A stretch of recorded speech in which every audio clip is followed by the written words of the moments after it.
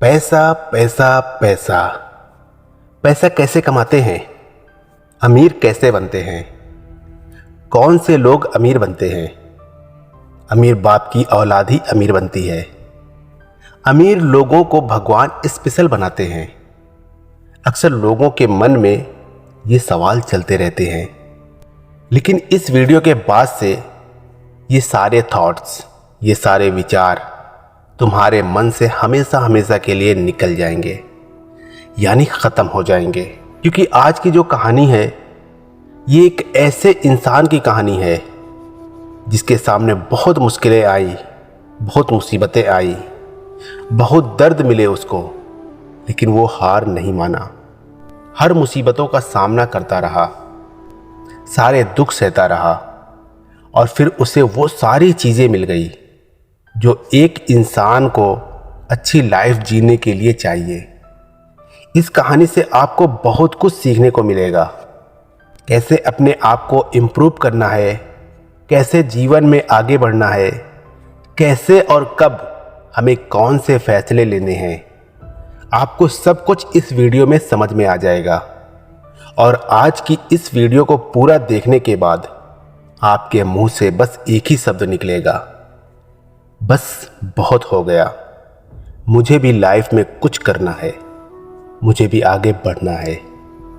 जब वो कर सकता है तो मैं क्यों नहीं?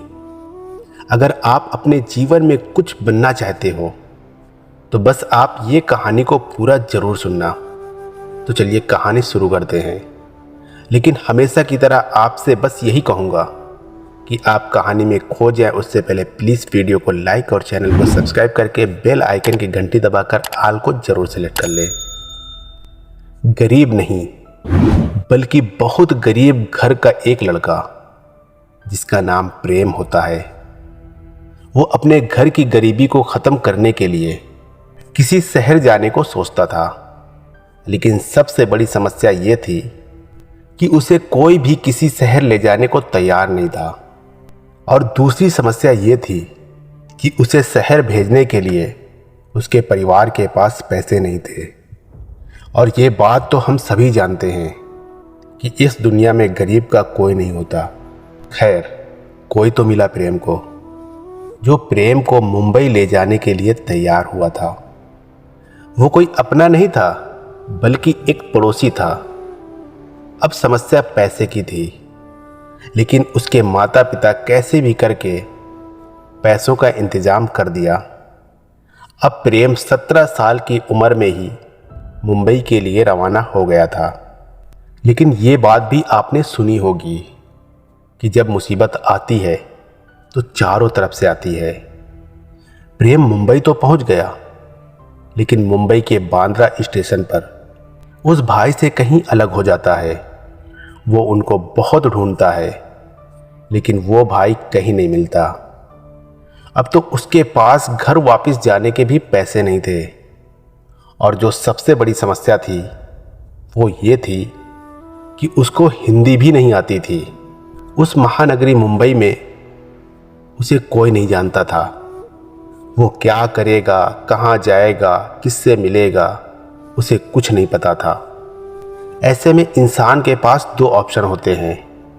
पहला, चलो जो हो गया हो गया, अब क्या कर सकते हैं, उसकी मर्जी के आगे हम क्या कर सकते हैं, चलो अब कोई इंतज़ाम करके घर लौट जाऊं। वहीं दूसरा ऑप्शन होता है, तो क्या हुआ, मैं नहीं रुकूंगा, आगे बढ़ूंगा, कोई ना कोई रास्ता ज़रूर निकलेगा, मैं हार नहीं मानूंगा, कुछ तो करूंगा। और प्रेम ने दूसरा वाला रास्ता चुना और कुछ करने की ठान लिया। और फिर प्रेम की एक तमिल भाई से मुलाकात होती है जो तमिल बोलते थे। प्रेम ने उस भाई से मदद मांगी। प्रेम ने उस भाई को सब कुछ बताया कि मेरे साथ ऐसा ऐसा हुआ, मुझे ठीक से हिंदी भी नहीं आती, मैं यहाँ किसी को जानता भी नहीं हूँ, मेरे पास पैसे भी नहीं हैं, मेरे कुछ समझ नहीं आता कि मैं क्या करूं। तब उस भाई ने उसे एक होटल में ले गया।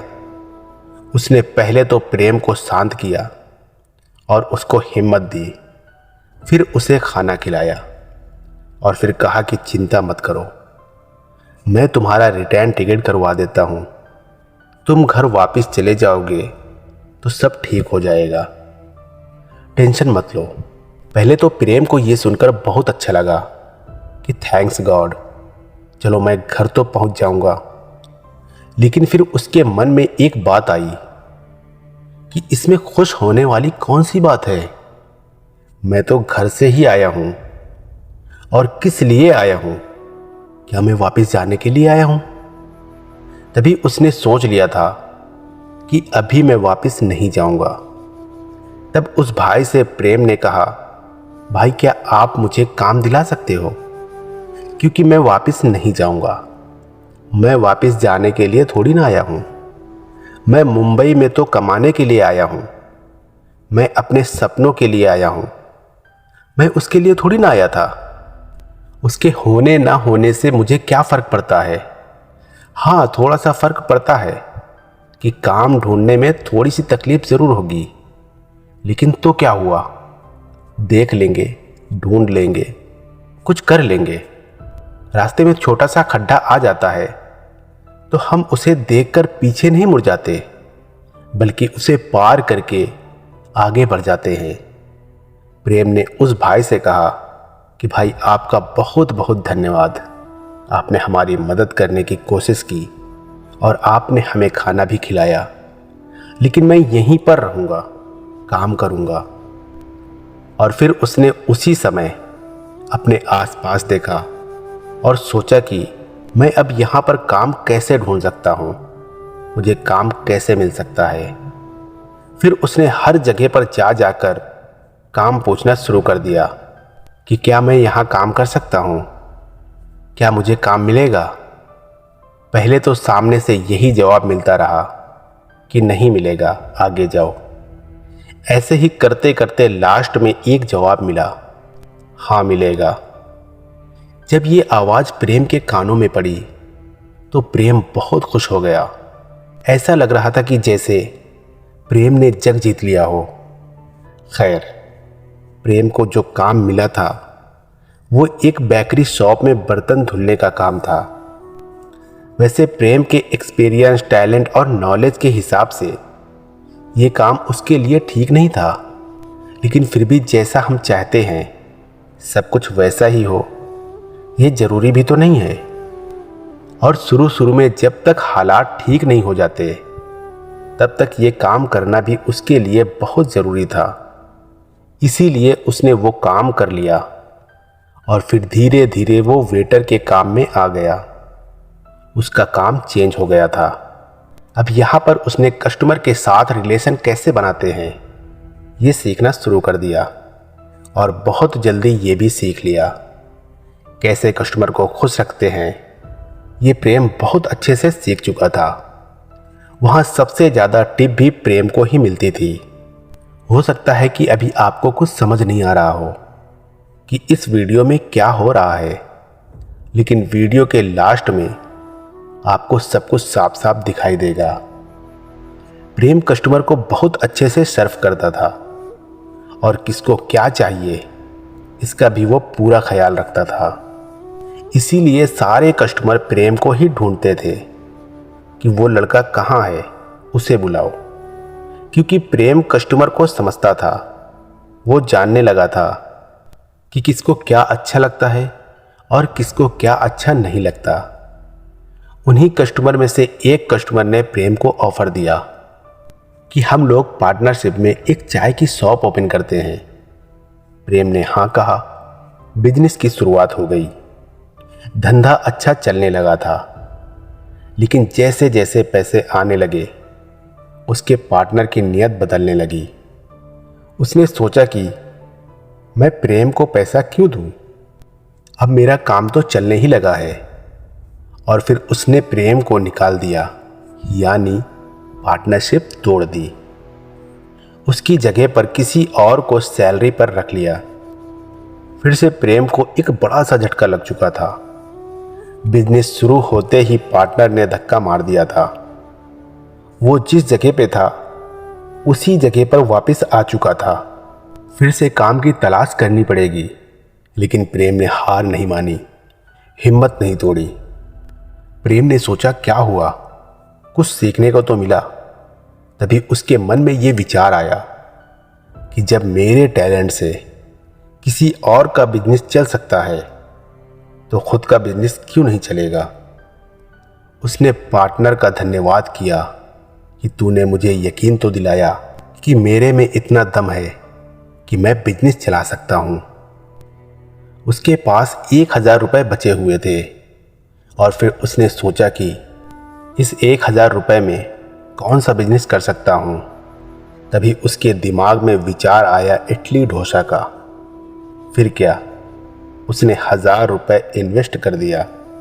एक इडली डोसा का छोटा सा ठेला लगा दिया। धीरे धीरे उसका बिजनेस आगे बढ़ रहा था। इतना अच्छा, इतना टेस्टी डोसा बनाता था कि लोग ढूंढते हुए आते थे। लोग उसको जानने लगे थे। बहुत भीड़ होने लगी थी। पैसा भी अब आने लगा था।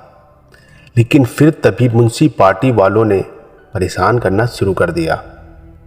अब ज़रूरत थी एक फिक्स जगह की, एक रेस्टोरेंट की, जहाँ पर ये सारा झमेला ना हो। अब उसने एक शॉप रेंट पर ले ली जिसका नाम दिया Prem Ganapati South Indian fast food. बाद में इसे चेंज करके फिर डोसा प्लाजा कर दिया गया। अब उसने सोचा कि जब कस्टमर इतना पसंद करते हैं मेरी रेसिपी को, तो मेरा भी तो फर्ज बनता है कि मैं उनको कुछ स्पेशल दूं। वैसे प्रेम को इतना कुछ करने की ज़रूरत नहीं थी, क्योंकि यहाँ पर धंधा बहुत अच्छा चल रहा था। लेकिन फिर भी उसने सोचा कि और आगे क्या हो सकता है, डोसा के अंदर और क्या हो सकता है। अलग अलग एक्सपेरिमेंट करना शुरू कर दिया। डोसा के अंदर पनीर, नूडल्स, मंचूरियन, चटनी अलग अलग तरह की। उसने बहुत सारी एक्सपेरिमेंट किया और फिर उसने 27 वैरायटी बना डाली, जिसे कोई एक बार खा ले तो वापस ढूंढते हुए आ जाए।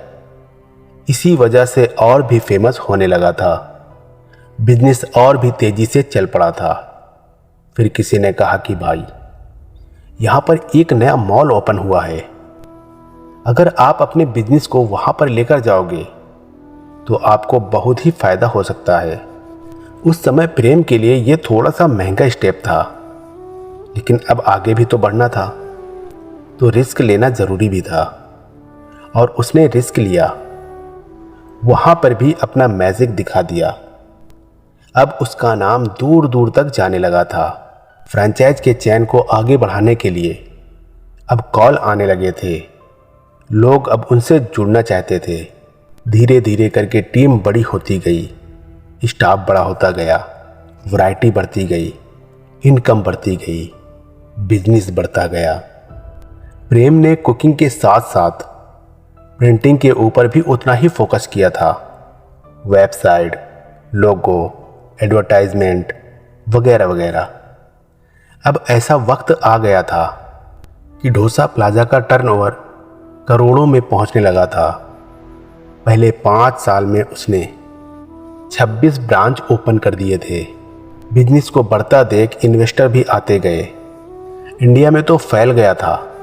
अब आगे चल के बिजनेस इंडिया के बाहर भी शुरू हो गया था।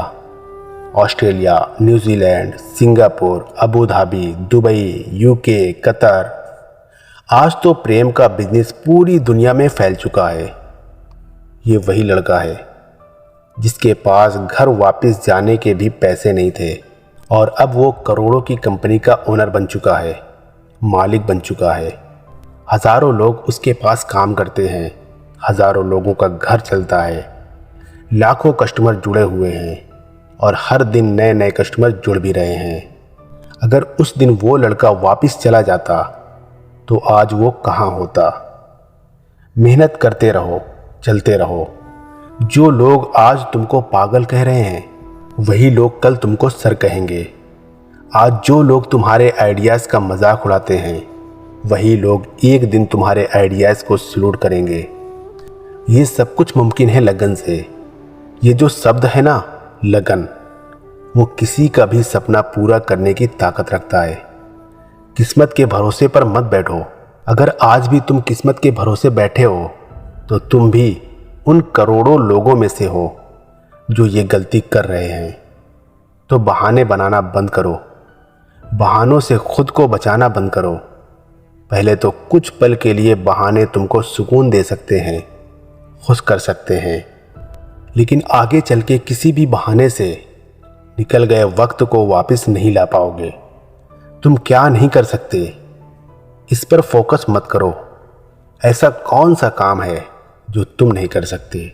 99% लोगों की यही प्रॉब्लम है कि उनको यही दिखता है, उन्हें यही याद रहता है कि वो क्या नहीं कर सकते। 1% लोग ये देखते हैं कि वो क्या कर सकते हैं। तो दोस्तों, ये कहानी आप लोगों को कैसी लगी कमेंट करके ज़रूर बताना। वीडियो अच्छी लगी हो तो वीडियो को लाइक और चैनल को सब्सक्राइब करके बेल आइकन की घंटी दबाकर ऑल को ज़रूर सिलेक्ट कर लेना। फिर मिलेंगे कोई अच्छी सी कहानी लेकर। तब तक के लिए आप अपना रखिए ख्याल और हमें दीजिए इजाज़त। जय हिंद, जय भारत।